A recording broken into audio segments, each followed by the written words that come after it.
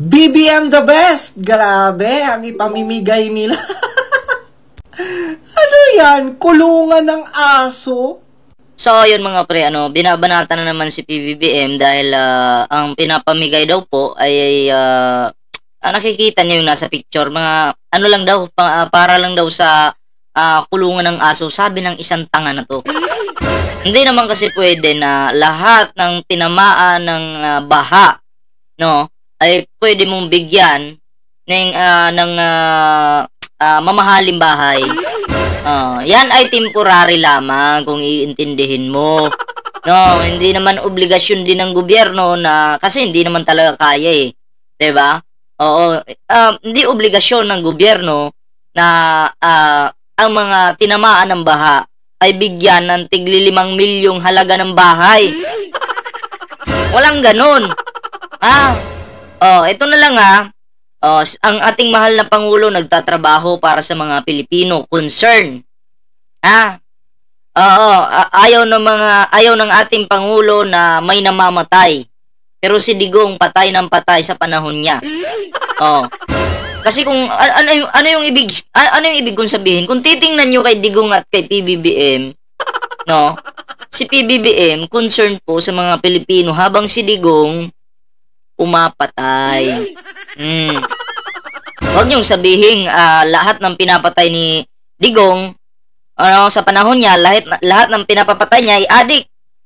Yun yung mga depensa ng mga tanga so ibig sabihin si Kian De Los Santos adik din. Yung mga 5 years old na bata na namatay sa panahon ni Digong adik din. Gamit-gamit din ng utak, wag tatanga-tanga.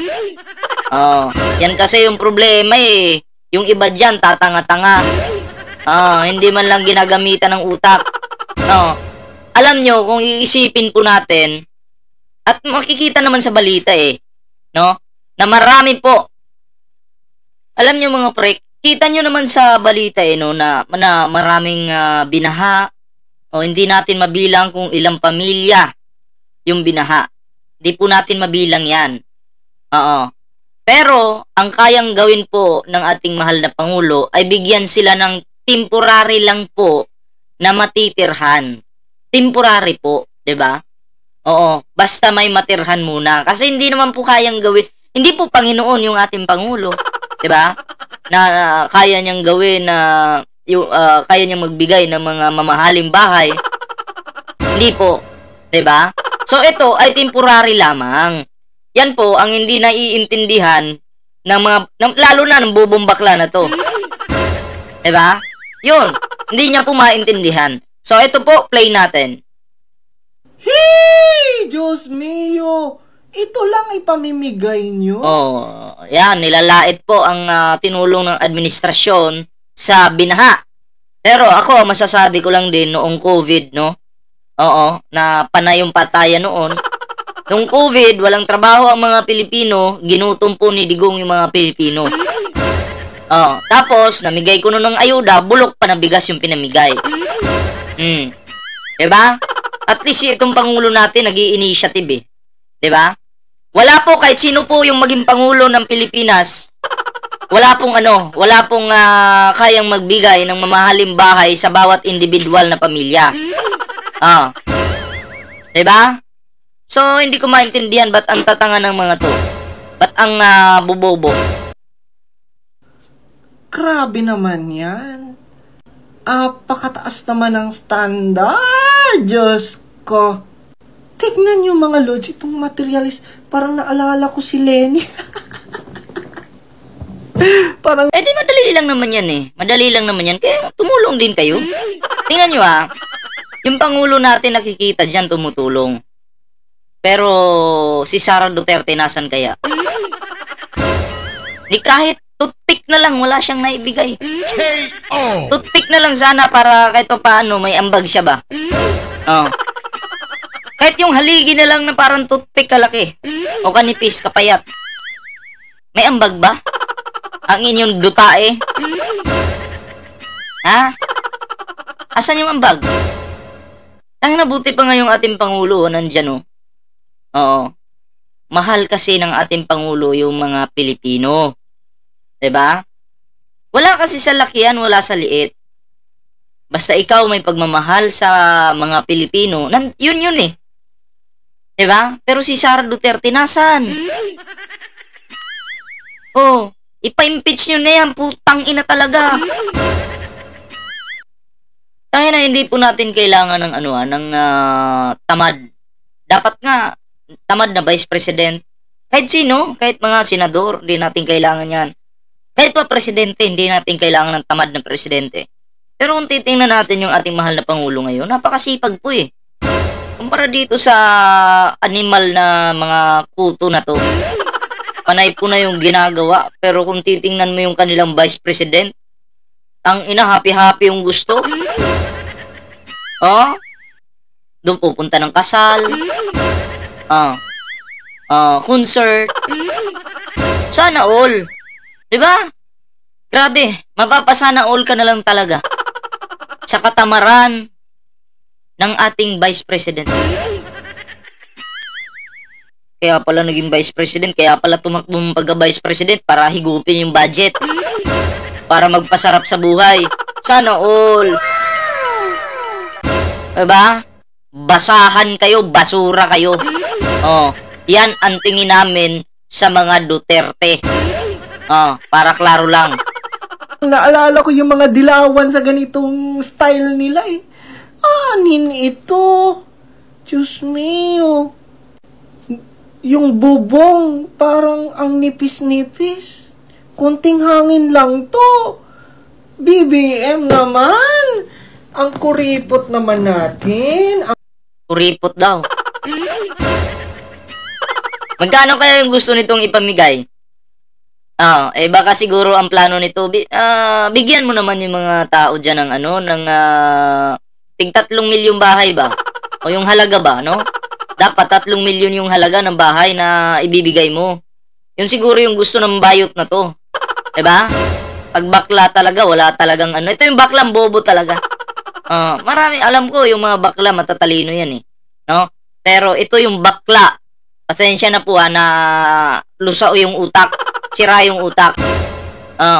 Hindi, alam mo, dapat kasi nag-iintindihan tayo. Iniintindi nyo yung sitwasyon. Diba? Pagpalagay natin, may mga lugar na binaha talaga ng grabe. Hindi naman din basta-basta na may papasok yung mga materialis dyan.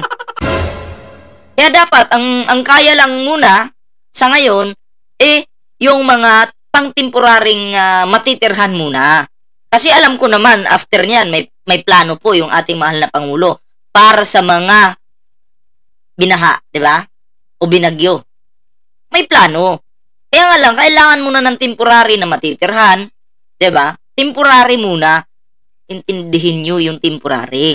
Kasi kahit ano pang banat nyo sa Pangulo, sa administrasyon ngayon, ang mga ngamoy dito, ang inyong Sara Dutae. Bakit? Wala nga ginagawa eh. Sabi ko nga, every time na babanatan nyo yung Pangulo, ang maapektuhan niya si Sara. Kasi wala eh. Di natin nakikita eh. Pero ang Pangulo nandyan oh. Kita nyo? Sabi ko nga, kahit toothpick na lang yung ambag ni Sara Duterte kung meron sana. Ang tanong, meron nga ba?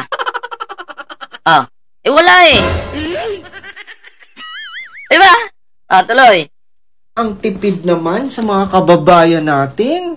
Samantalang kayo nung birthday nyo, ang gara-gara nyo, duran-duran, di ba?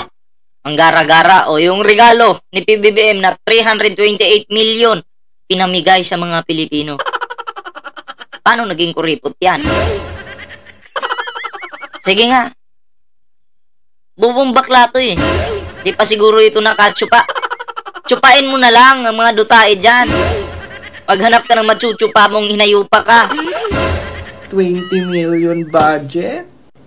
Pero ito sa mga kababayan natin, grabe ang tipid naman. 'Di ba? Ganito lang ba ang tingin nyo sa mga Pilipino? Ha? Ganito lang ang tingin nyo BBM sa mga Pilipino? Diyos ko. Samantalang kayo, duran-duran, 'di ba? Sa SONA, Taylor Swift. Si Sarah, Taylor Swift. Di naman niya birthday. Sana all. Milyon ang pagkain sa mga buhaya. Ang sarap. Ang sarap-sarap, no? Ang sarap At ng least sila, pinapakita nila kung ano yung kinakain nila. Pero si Digong, ang sinasabi niya doon, sa Malacanang, tuyo-tuyo lang kami doon. Oh, kita naman talaga, tuyo-tuyo. Pero ayahe yung bulsa. Imbis yung pambili ng ulam, sana, para sa mga empleyado, saan kaya napunta sa bulsa? KO! At least si PBBM, mahal niya ang mga empleyado niya. Pinapakain niya ng masasarap. Siyempre, normal yon. Kasi sila ang nagtatrabaho. Naintindihan mo? Pero ang pangit sa panahon ni Digong, ang mga kasama niya nagtatrabaho ng maayos, pero pinapakain lang ng tuyo. Masarap naman po yung tuyo. Kaya nga lang, nakaka-high blood nga lang pag puro na tuyo. Si PBBM, kung gusto niyo lobster, ipakain sa mga nandyan sa Malacanang, okay lang. Mahal niya yung mga nagtatrabaho ng maayos eh. Diba? Yun. Isip-isip din mga tanga. KO! buhay nyo pag nagbe-birthday kayo. Diba, pinaganda nyo pa ang palasyo. Diba, Natural! Talagang finil nyo na. Natural! Palasyo yan eh. Papagandahin talaga. Hindi naman kasi si PBBM katulad ni Digong na si Digong mukhang dugyo talaga eh. Diba? Pasensya na sa word na dugyo pero yun yung nakikita namin eh. Hindi po paninira yan, pero yun yung nakikita namin. KO! Diba? Masama ba na pagandahin yung palasyo? Masama ba? Imbis kasi si Digong noon, dapat pagandahin yung palasyo. Anong nangyari? Nasaan yung budget para dyan? Ako yung magtatanong, binulsa ba? KO! Yun lang. Yun, tanong ko lang yun ha. Na bahay nyo. Diba? Yung mga alipores mo, President BBM, nagsibilihan pa ng chopper. Tapos, ito lang ang ibibigay nyo sa mga... Yung mga alipuris ni PBBM, bakit? Lahat ba ng mga yan kontrolado ni PBBM? Hindi niya kontrolado yan. At least, bumili man sila ng chopper, alam nyo, hindi katulad ng iba dyan, no? Katulad ni Digong, nakikihiram lang kuno ng helicopter kay Kibulok. Pero maraming nagdududa na pinangalan lang daw ito kay Kibulok. Ang tanong, kay Digong nga, kay Kibuloy nga ba yun o kay Digong? KO! Diba? Klaro, sunog ka na naman. Mga Pilipino, hi! Pero sabi pa nga ng mga loyalista, reklamo kayo na reklamo! Huwag kayo magreklamo! Okay. Kumusta nga pala yung kaso nito? May hindi mo na mabanatan si Trillanes Banatan mo. Para lahat ng sasabihin mo patungkol kay Trillanes, magagamit laban sa'yo. Banatan mo si Trillanes para mas masaya. Kung tahimik ka na, nangyari sa'yo na? KO! Pero natatawa na lang ako mga lods. Ito lang ang ibibigay nila sa mga Pilipino. Diba parang ang liit ng tingin nila sa mga Pilipino, sa totoo lang. Pero wag ka! Tuwang-tuwa na ang mga loyalista dito. Ito ang kwalidad ng serbisyo na gusto nyo. Natural, matutuwa naman talaga ang mga loyalista. 'Di ba? Alam niyo kung bakit? Nakikita kasi nang nagtatrabaho yung Pangulo. Hindi plastic yung Pangulo. Pero, mapapaisip kami, nasa na ang Dutae? Nasa na si Sara? Pasarap sa buhay? Alam niyo, itong Sara niyo, takot sa bagyo yan. 'Di ba? Pag may bagyo, nag-happy-happy sa ibang lugar. Doon siya pumupunta sa walang bagyo. Yan po ang inyong Sara Dutae. Duterte. May May bala ka pa naman tumakbo sa 2028, pero dito pa lang ngayon, wala na, sablay ka na. Paano ba yan? Sara Duterte, mukhang tatagilid kayo dito Nakakahiya, no? May vice president po tayong ubod ng tamad. Puro kayabangan yung kanyang press con. Andun na yung kayabangan. Imbis na ang pag-usapan, trabaho. Pero puro paghila sa administrasyon pababa ang ginagawa. Puro kayabangan yung ginagawa. Huhukayin daw niya. Si Marcos Sr. at ipapalit si Digong. Ay, sorry. Huhukayin daw niya si Marcos Sr. at itatapon dun sa West Philippine Sea. Ba't di mo gawin? Unang-una, kung lawyer yung magsasalita, wala kang karapatan hukayin yan. Diba? Porkit kayo nagpalibing, may karapatan ka bang hukayin? Wala. Di libre, hukayin mo, Sara. Punta ka doon, hukayin mo, inuutusan kita. Paano ba kasi ito? Tatanga-tanga Diba? Sino bang tanga? Totoo yan tatanga-tanga. Di mo paninira yan. Bakit? Sino bang tanga ngayon ang maghuhukay ng bangkay or ng nakalibing? Na hindi mo naman kamag-anak yan. Bawal yun. Ang may karapatan lang po niyan, ang asawa, anak, at iba pa mga kamag-anak. Na halimbawa, hukayin nila, itatransfer nila sa ibang lugar. Pwede yun. Pero ikaw, anong karapatan mo? Mahiya ka naman. Mahiya ka pa ba? O sadyang makapal na yung mukha mo? Sara Duterte, maniwala ka sa akin. Every time na sinisiraan ninyo si Pangulong Bongbong Marcos, ikaw yung madidiin. Tingnan mo, tagilid ka na ngayon. Pinagkakaisahan ka na dahil mali naman talaga yung ginawa mo. Kasi kung maganda lang yung ginawa mo, kahit ako, didepensahan pa kita, pagtatanggol kita. Pero wala palpak yung ginawa mo. Yung mga OVP staff mo, asa na? Nagtatago na yung iba. Yung iba na, sa Amerika na. Ang ginagawa doon? Doon magtatago? Sara Duterte, may hangganan ng lahat. Tandaan mo yan. Kahit ano pang gawin nyo, Sara Duterte, no? Na paninira sa Pangulo, sa inyo babalik yan. Kaya masasabi ko sa iyo, good luck.